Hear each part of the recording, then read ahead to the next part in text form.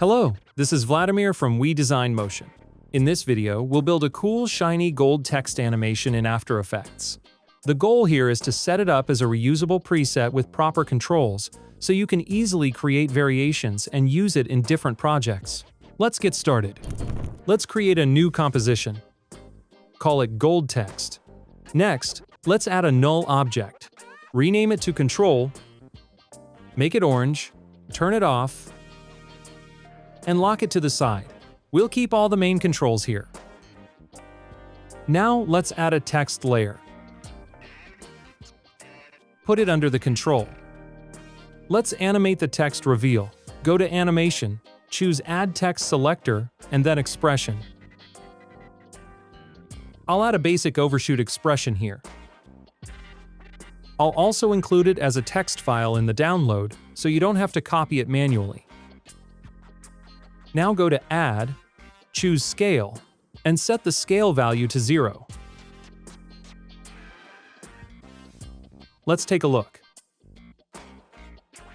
Looks good. This will be our base animation. Add a new solid. Rename it to Texture.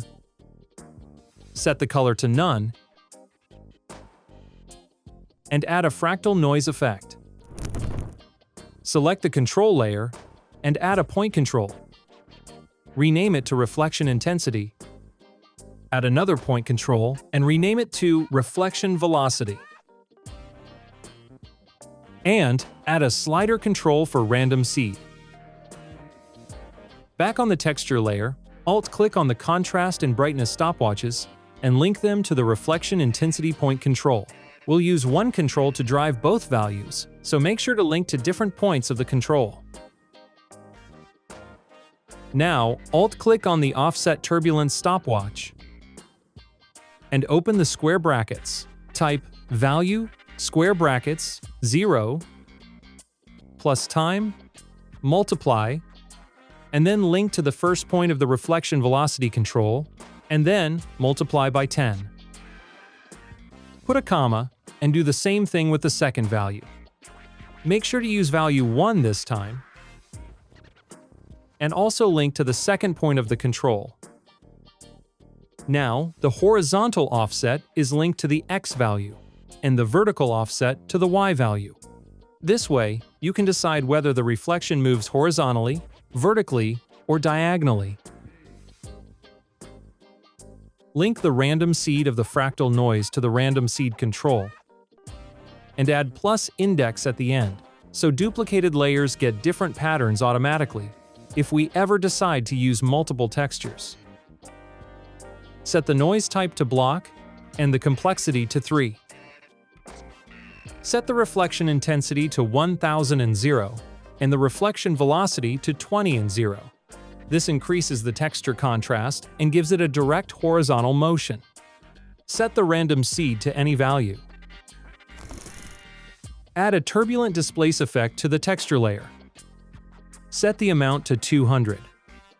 For the size, Alt-click on the stopwatch and type this comp point width divided by 13. This keeps the distortion consistent if the comp size ever changes. Link the turbulent displace random seed to the same random seed control. Again, adding plus index.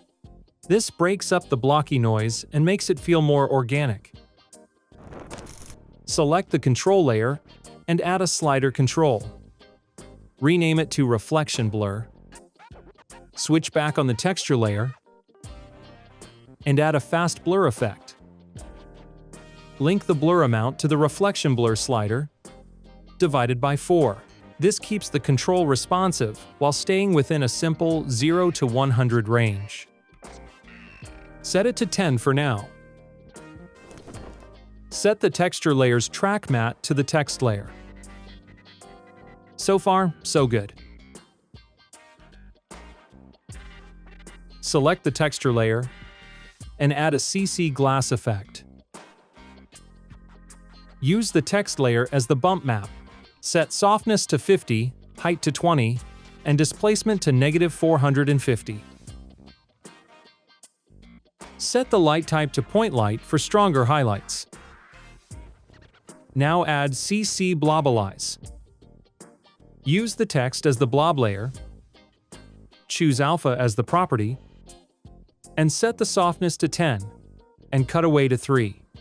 Again, set the light type as a point light.